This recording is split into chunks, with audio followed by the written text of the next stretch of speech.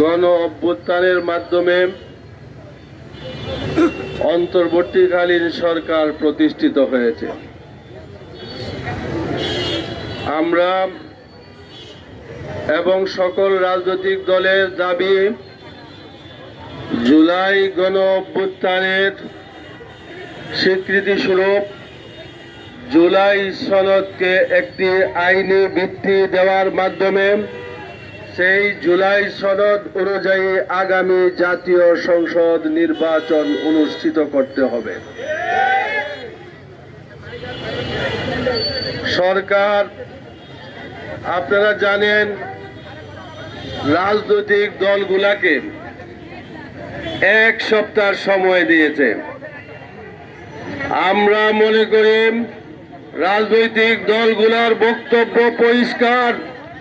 রাজনৈতিক দলগুলোর দাবি অনুযায়ী আপনি জুলাই সনদের আইনি ভিত্তি প্রদান করুন এবং অবিলম্বে সেই অনুযায়ী নির্বাচনের ব্যবস্থা করুন। আমরা অবশ্যই প্রস্তুত। জাতীয় সংসদ নির্বাচন ফেব্রুয়ারি অনুষ্ঠিত হোক, আমরাও চাই।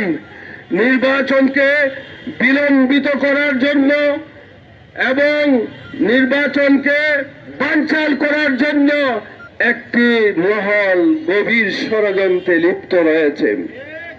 আমরা মনে করি ভারতীয় আধিপত্যবাদের বিরুদ্ধে দেশবাসী সোচ্চার রয়েছে।